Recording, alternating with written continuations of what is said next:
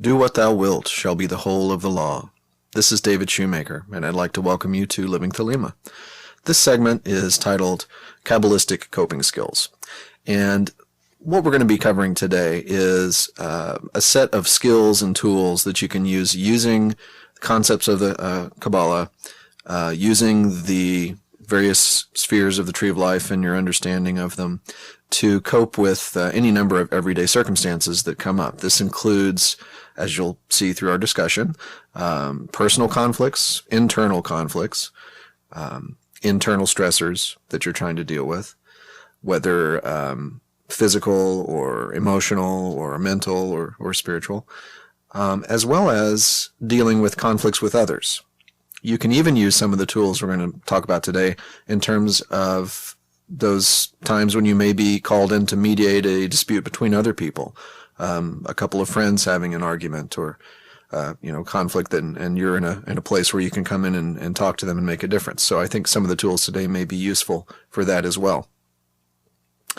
Before we start in, though, I want to define a few of the terms I'm going to be using today. I've talked to you a little bit in the past about the Kabbalistic doctrine of the parts of the soul, the different aspects of the self as represented in Kabbalistic psychology. But I'm going to do a brief overview of those again here and tie them in with the concepts of Jungian psychology to give you a couple ways to view what we're going to be discussing. I've put a couple images up on the resources page at livingthelema.com, and so if you want something to look at through this initial part of the discussion to help you with a visual reference, then you might want to take a look at those and pull them up if you can on your device, whatever you have handy. So in Kabbalistic psychology, the parts of the soul are defined as the different levels of consciousness of each human being, and they cover the full spectrum of consciousness from mere physical existence, the physical body, all the way up to the highest levels of transpersonal connection that each of us can feel and experience and manifest. So let me begin this review by starting at the top, so to speak. At the top of the Tree of Life, the sphere of Kether is known as the Yechidah. This is the primal seed of spiritual light within each human being, the linkage of the individual human to highest divine sources. And in one way of looking at it, the light of the holy guardian angel itself. At Chokmah, we have the Chia, which is the manifestation of the universal will in an individual human, the entry point of that universal force. And at Binah, we have the Neshama, which is the spiritual container for that force, the grail idea compared to the lance of Hia, the container of will within each person. Now, sometimes the term Neshama is applied to the whole of the superconsciousness, the three aspects I've just listed, the Yechidah, the Kiyat, and the Neshama, can be seen as the entire region of transpersonal superconsciousness above the abyss, above the supernals, essentially, on the Tree of Life. Okay? So, bridging this into Jungian terminology, the self with a capital S that Jung talks about, the world of the collective unconscious, the archetypes, the aspect of self that is deeply rooted in spiritual awareness and the intrinsic conscience of that linkage which can live through us. That is essentially analogous to the Neshama, as I'm going to be talking about it here. Dropping down a level to the Kabbalistic Ruach, this is the normal consciousness of your ego consciousness, basically. Your everyday thoughts, emotions, memories, your personal will, the personalized expression of universal will through your life. This is analogous to the Jungian ego. And as I've said before, Jung's idea of ego is not egotistical, egocentric. It's not pejorative in that sense. It's simply the I that goes throughout your day and thinks of yourself as yourself. Next, we have the Nephesh, which is autonomic consciousness, the so-called animal soul, the instincts, the primal drives, the kind of the bridge between the mind and the physical body. So a lot of interplay between the less conscious aspects of the mind and the body itself, including intuitions that may feel like they're coming through the body. That's resonant at the Nephesh, which is associated with the sphere of Yesod, and essentially analogous to the Jungian personal unconscious, those aspects of our personal life that have been either repressed into being unconscious or have never been conscious, but are not the same as the collective unconscious with its archetypes and its transpersonal nature. Okay? And finally, we have the guf, the physical body. And on the tree, that's at Malkuth. So again, reference the images on the website, on the resources page, so that you can have a visual scheme for this. I think it may help you as we talk. Now, the really interesting thing about looking at coping tools based on this model and based on the Tree of Life itself is that the direction of the movement that we have to use in order to cope with a challenge mirrors the path of evolution. It goes up the tree. All the movement is toward Kether. And frankly, why would we expect otherwise? Any given moment in life can be a microcosm of the entire path of return if we approach it mindfully and with an intention to grow. In any instance of difficulty, any particular instance of difficulty, we're given an opportunity to stretch toward a more evolved viewpoint from which to attack the problem. So just as the Tree of Life represents the microcosm of human consciousness and the macrocosm of universal creation and the path of transformation and evolution from base matter, if you want to call it that, up to full attainment, it's also a map of how to deal with any given instant of existence in a balanced and constructive way. So the coping model that I'm developing and putting out today is based on that path of evolution toward Kether.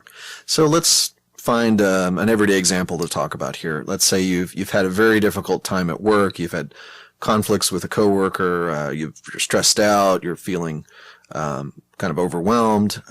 So let's just use that as a basic template for, a problem that you got to deal with. So the first step of the coping model here is starting at the bottom of the tree. Check the guf. Check the physical body in Malkuth. Start with the basics. This is the foundation. Yesod notwithstanding, the physical body is the foundation of everything else that you're going to be experiencing. And if there is something wrong with the physical body, everything else will be filtered through that. So, are you ill? Are you tired? Are you hungry? Underslept? Hungover?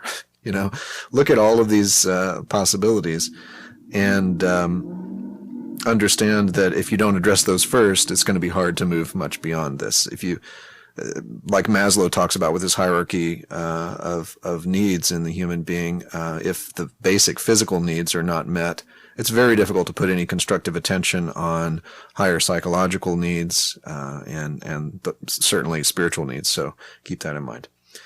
After you've checked in at the physical level, move up the tree, again, toward Kether, moving up to Yesod, where we review Nephesh and potential stuck points, problems in Nephesh. As I've talked about before, here's a good opportunity to look at psychological projections. You're looking for unconscious blockages. You're looking for emotional tides that are manifesting in the way you perceive the world at a really basic perceptual level, primal level. So you may be going through your workday being batted around quite a bit by the winds of the unconscious and your emotions without even realizing that it's spilling over into how you perceived your coworker when they said that thing they said that upset you, and so on. So again, for projections, you want to look at, were they doing something that I really don't like in myself and manifesting that, so I was bothered by it? Were they doing something I really try not to do, and so I was policing it in them? And so on. So look for projections. Also, in terms of unconscious contents, Nepheshic, personal unconscious level sort of blockages, look for what we call in psychology secondary gain from failure. Is there something you are getting out of being stuck? Is there some benefit to you psychologically to being stuck? An example of this would be keeping yourself in a victim role in the office conflict in our hypothetical situation here. Is there a gain to you from feeling helpless? For example, is it enabling you to not change? Is it enabling you to not face some inner challenge that you need in order to grow from the situation? Is it easier for you to just think of it as, I can't do anything here because those bad people are keeping me from feeling better? Is the basic idea. So there might be other kinds of secondary gains as well. Another source of Nepheshic disturbance that can affect how we cope with things is, strictly speaking, magical interference. So, for example, if you've been lax with your daily practices, if you have not been keeping up with your daily hygienic magical practices like banishing and invoking and perhaps some sort of hearkening back to our basic magical regimen segment, if you're not keeping up with maybe a middle pillar type exercise for circulating the force within your magical system, astral system, if you are getting kind of sloppy with magical practices, if not to be overly superstitious about it, but if you're being sloppy the way you draw your pentagrams in the pentagram ritual, or if you're doing astral work and you are not being conscientious in pulling back all of the externalized astral substance into the physical body,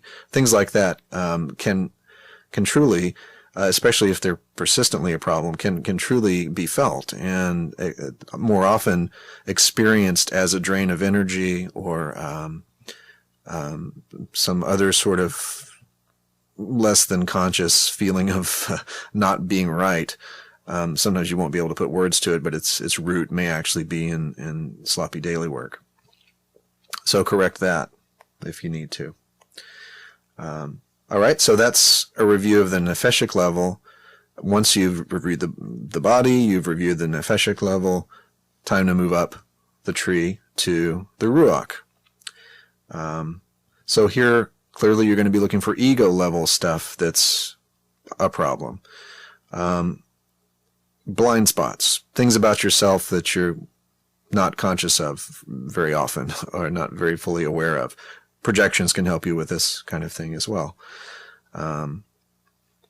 Maybe you're having some competitive urges and the office conflict is stemming from, feeling some sort of rivalry with the person you're in conflict with. Maybe you're afraid of being embarrassed or humiliated. Maybe there's a sense of fearing a social stigma for some reason. Anything that plays into the ego's wants and needs, which usually involve some degree of comfort, superiority, stability of circumstance, predictability in life, things that tend to break that stuff down will tend to be threatening to the ego. Self-esteem, social standing, etc. So what do you do at this level? You have some magical options, as always. You can use rituals to invoke the forces that balance what you have an excess of, or that, if you have a dearth of something, you can invoke more of it in. For example, if you're feeling kind of fuzzy-headed and confused and just not clear in the way you're viewing the situation, you could do a Hode ritual to invoke those forces of mental clarity, intellectual stability. If you're feeling spiritually dry, aspirations low, You're just not feeling like your spiritual batteries are fully charged, you can invoke Netzach to get that sort of fiery aspiration, desire nature fired up. If you want some more intuitive guidance, you've got options like invoking Yesod, which, in addition to being the sphere of the unconscious, the Nephesh, is that entry point for intuition in the pre-adept stage. Then if you really just want to bring in more of the spiritual light itself, if you feel like you need to remind yourself about your magical goals, the aspiration to the holy guardian angel, and so on, invoke Tefereth or Kether perhaps. If you need physical healing, find a way to tap into that through a Malkuth-oriented sort of ritual. There are an infinite variety of ways to customize this sort of thing, but the general rule is if you feel like you have too much of something, don't try to banish that thing. Try to invoke its opposite. Invoke the thing, the principle that will bring balance to what you feel like you have too much of. Too angry, don't try to banish Mars. Invoke Jupiter, for example. So, just various examples of ways to work with this at the ego level magically, but in terms of non-magical ways to deal with things and to coping techniques at the ego level, some journaling, review your diaries, magical diaries, and see if there's some clues in there about what's going on in your head that may have been tripping you up. It may be useful to talk to a friend, one or more friends, and get some rational input from an ego outside of yourself, from another Ruach, and see what they have to say. Won't be something you necessarily have to slavishly follow in terms of advice if it doesn't feel right to you, but it's good input. It's data. Now, in all of this, there is a guiding principle which is important to discuss.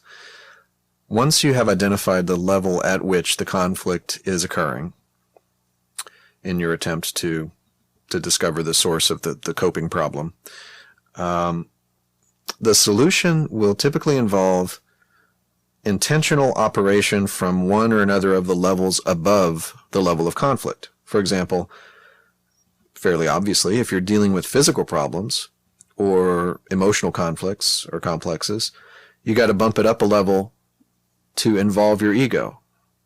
The ego, Ruach, has to come in and say, oh, you need sleep, or you need to eat, or you need to stop worrying so much about, what that person thinks of you because you're projecting, or that sort of stuff. You got to kick it up, to a higher level so that a more enlightened part of you can have a view of the situation. Likewise, if you have ego problems, if the conflict is at the level of ego, then a solution will typically involve moving up to a higher level of spiritual connection. So remembering to aspire to and consciously identify with the higher self to the extent that you can. Do some invocations to the Holy Guardian Angel, prayer, appealing to the HGA for clarity on the situation.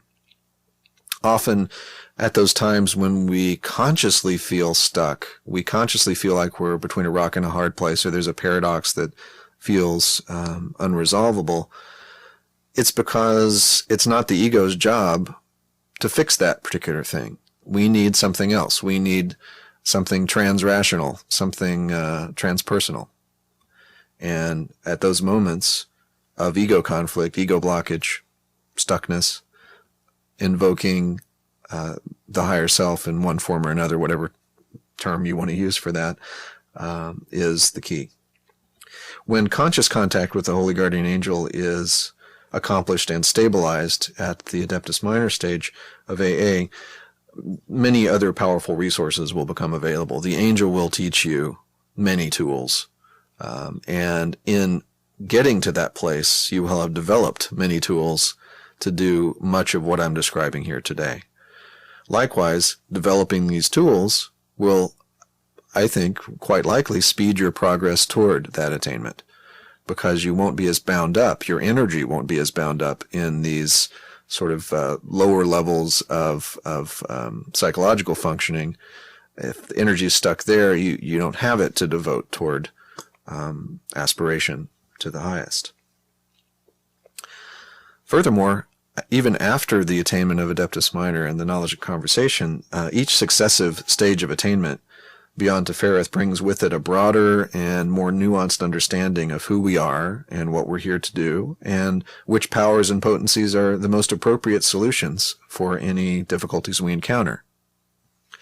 Now, in addition to individual coping, I mentioned at the beginning of the segment that you can use these tools to deal with conflicts with others as well. So let's take a look at how you might do that. The same guiding principle applies here.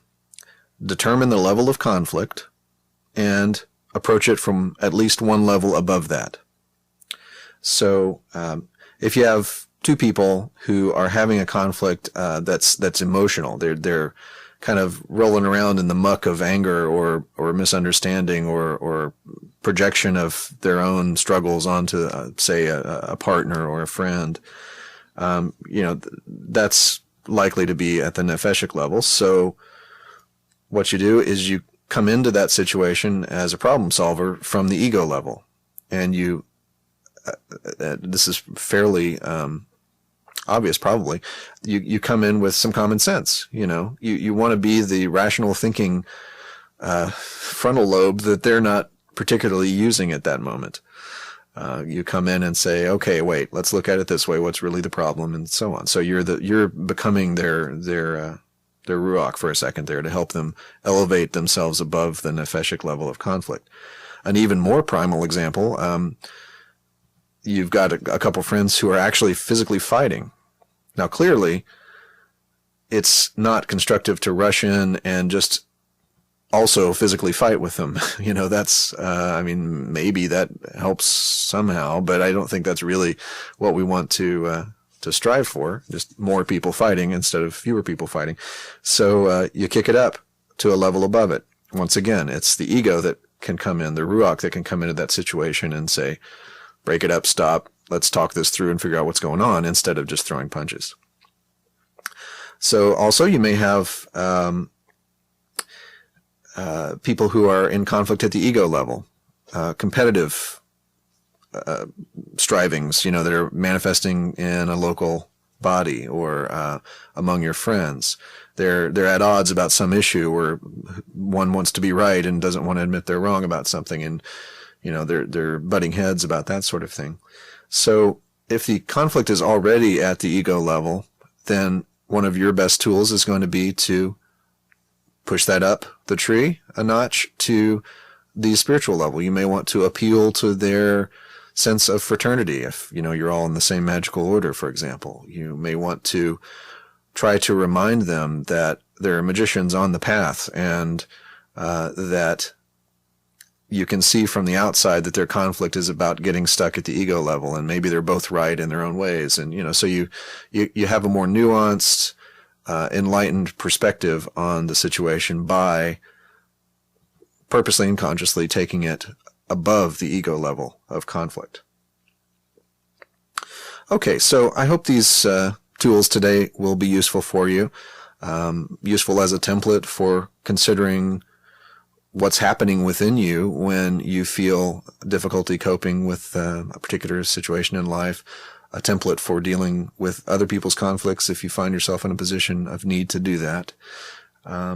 As always, if you have comments or questions, if I can clarify anything, don't hesitate to write to me. I do have a new email address. It's david@livingthelema.com. The old address still works, but please use this one going forward.